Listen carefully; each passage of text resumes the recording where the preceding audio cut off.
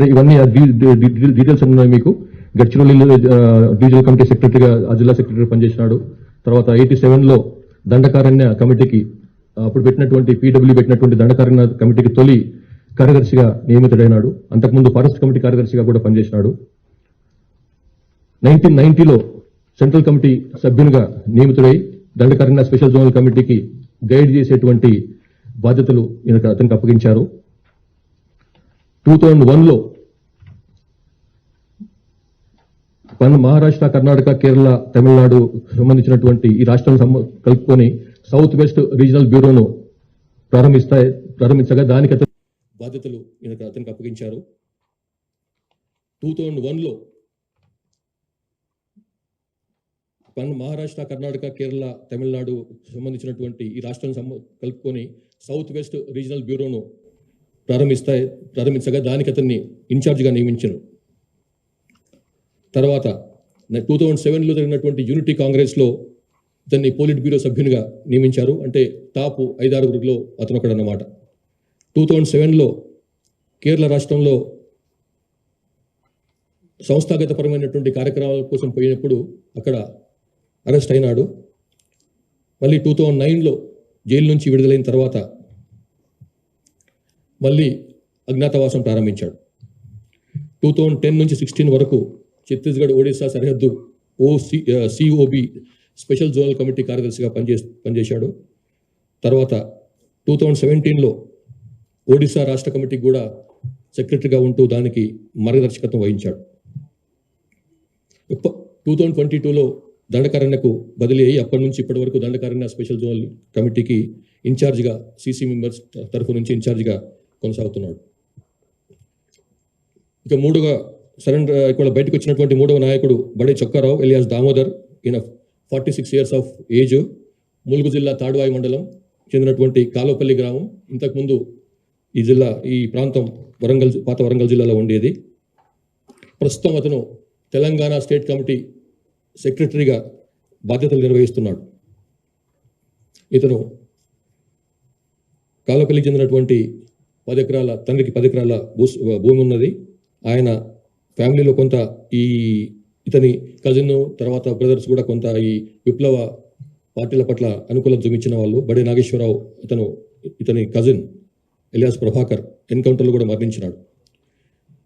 దామోదర్ బయకపేట, తర్వాత రాయనగూడెంలో ఉన్నత పాఠశాలలో చదివి గోవిందరావుపేట ప్రభుత్వ కళాశాలలో ఇంటర్మీడియట్ పూర్తి చేసుకున్నాడు.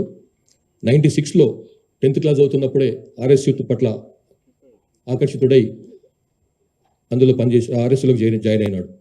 తర్వాత అజ్ఞాతంలోకి వెళ్ళిపోయి ఏటూరు నాగారం, మహాదేవ్పూర్ ప్రాంతం దళంతో తన అజ్ఞాత జీవితాన్ని ప్రారంభించాడు. తర్వాత ఏటూరు నాగారం, మహాదేవ్పూర్ ఏరియా కమిటీకి కార్యదర్శిగా పనిచేసిండు. ఖమ్మం, కరీంనగర్, వరంగల్ డివిజనల్ కమిటీకి సభ్యుడిగా కూడా పనిచేసిండు. తర్వాత 2007లో ఈస్ట్ డివిజన్ కమిటీ కార్యదర్శిగా కూడా నియమించబడ్డాడు. 2015లో తెలంగాణ స్టేట్ కమిటీలో సభ్యునిగా నియమించబడి 2019లో తెలంగాణ రాష్ట్ర కమిటీ మిలిటరీ అఫైర్స్ కూడా అతను ఇన్ఛార్జిగా వ్యవహరిస్తున్నాడు. 2025 జనవరిలో తెలంగాణ రాష్ట్ర కమిటీ సెక్రటరీగా నియమించబడి ఇప్పటి వరకు ఆ బాధ్యతలు నిర్వహిస్తున్నాడు. Nune Narasimhareddy alias Ganganna, alias Rahul, alias Sannudada. ఈయనకి 62 ఏళ్ల వయసు. ఆంధ్రప్రదేశ్ రాష్ట్రంలోని గుంటూరు జిల్లా కాకుమాన మండలం వల్లూరు గ్రామానికి చెందినవాడు. ఇతను దండకారణ్య స్పెషల్ జోనల్ కమిటీలో ఉన్నాడు. పొలిటికల్ ఎడ్యుకేషన్ వ్యవహారాలు చూస్తుంటాడు. ఇతను బీఎస్సీ పూర్తి చేసిన తర్వాత నరసరావుపేటలో ఎల్ఎల్బి కోసం అని చెప్పి గుంటూరులో చదువుతూ ఆర్ఎస్యు కలాపాల పట్ల ఆకర్షితుడైపోయి యూజీ అయిపోయినాడు. 1990లో దుర్గిదళంలో పనిచేశాడు. అట్లానే ఇంకా రకరకాలుగా డిఫరెంట్ ప్లేస్లో పనిచేసిండు. కానీ 2002లో అతను విజయవాడలో పోలీసులు అరెస్ట్ చేయగా మళ్ళీ 2004లో బయటకు వచ్చి మళ్ళీ ఆ టైంలో 2004లో జరిగినటువంటి చర్చల కార్యక్రమంలో అప్పుడే రాష్ట్ర ప్రభుత్వానికి సిపిఎంఎల్ పీడబ్ల్యూకి మధ్య జరిగినటువంటి చర్చలలో అతను ఆ చర్చలకు ఉన్నటువంటి మెయిన్ సభ్యులకు సహకరించాడు. తర్వాత మళ్ళీ యూజీ అయిపోయిన తర్వాత పొలిటికల్ ఎడ్యుకేషన్ టీంలో పనిచేసిండు. Scope subcommittee of political education, subcommittee and political education అంటారు, దాంట్లో పనిచేసిండు. తర్వాత 2008లో స్టేట్ కమిటీ అయిన తర్వాత మెంబర్ అయిన తర్వాత బీహార్ జార్ఖండ్ ఏరియాలో పనిచేస్తున్నప్పుడు 2010లో బొకారోలో అరెస్ట్ అయినాడు. 2014లో మళ్ళీ విడుదలైనాడు. విడుదలైన తర్వాత అఖిరాజ్ హరగోపాల్ ఇలియా సాకేత్తో కలిసి తర్వాత మళ్ళీ ఆయన చెప్పినందువలన మళ్ళీ మోటివేట్ అయ్యి మళ్ళీ పార్టీలో అజ్ఞాతంలోకి వెళ్ళిపోయినాడు. 2025లో ఇతన్ని తెలంగాణ రాష్ట్ర కమిటీకి బదిలీ చేయగా అప్పటి నుంచి ఇప్పటి వరకు అతను ఆ బాధ్యతలో ఉన్నాడు. 21 అక్టోబర్ 2025 రోజు పోలీసు అమరవీరుల సంస్కరణ సందర్భంగా గౌరవ ముఖ్యమంత్రి, తెలంగాణ ముఖ్యమంత్రి శ్రీ రేవంత్ రెడ్డి గారు ఇచ్చినటువంటి పిలుపు మేరకు చాలామంది బయటకు వస్తున్నారు. అజ్ఞాతం వీడి తెలంగాణ అభివృద్ధిలో భాగస్వామ్యం కమ్మని చెప్పి వారు అప్పుడు పిలుపునిచ్చినారు.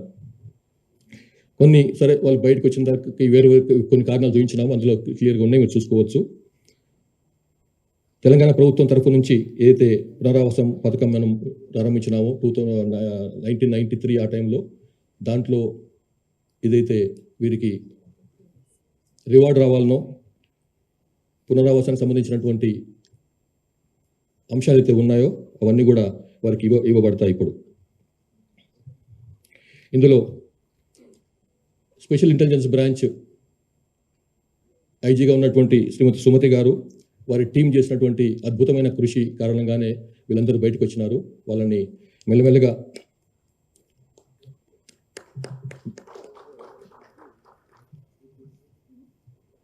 ఇప్పుడు ఉన్నటువంటి పరిస్థితులను గురించి అవగాహన చేయించడము, తర్వాత వారిని బయటకు తీసుకురావడంలో చాలా పెద్ద పాత్ర వహించారు.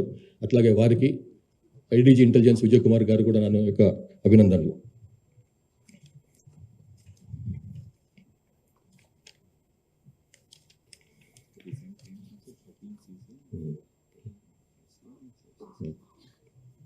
ఈ విధంగా 2025-26లో లాస్ట్ 2 ఇయర్స్లో, ఇంకా 2 ఇయర్స్ కూడా కాలేదు, 4 సీసీఎంలు బయటకు వచ్చినారు, 16 మంది ఎస్సీఎంలు, 26 మంది డివిజనల్ కమిటీ సభ్యులు అండ్ సెక్రటరీలు 26 మంది, అట్లా ఏసీఎంలు ఏసీఎస్లు 85 మంది, పార్టీ మెంబర్స్ 460 మంది, మొత్తం 591 మంది లాస్ట్ 2 ఇయర్స్లో వాళ్ళు బయటకు వచ్చినారు. తెలంగాణకు సంబంధించినంత వరకు మనకు 11 మంది తెలంగాణలో పుట్టి పెరిగిన 11 మంది ఇంకా అజ్ఞాతంలో ఉన్నారు. వాళ్ళు కొంతమంది ఆల్రెడీ మాకు టచ్లోకి వచ్చినారు, వాళ్ళు కూడా పిలుస్తున్నాం తొందరగా బయటకు రమ్మని చెప్పి. ఇందులో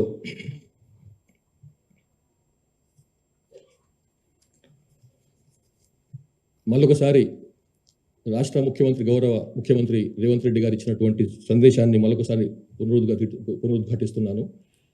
యూజీలో ఉన్నటువంటి వాళ్ళు, తెలంగాణకు సంబంధించిన వాళ్ళు తొందరగా బయటకు వచ్చి ఈ ప్రధాన స్రవంతిలో, ప్రధాన జనవాహినిలో కలవాలని చెప్పి మళ్ళొకసారి పిలుపునిస్తున్నాను. తెలంగాణ కోసం అని చెప్పి కాన్స్టిట్యూషనల్ మీన్స్లో, లీగల్ మీన్స్లో పనిచేయాలని చెప్పి వాళ్ళు కోరుతున్నాను. Thank you very much. Yes ma'am, Hindi है, ओके ठीक है.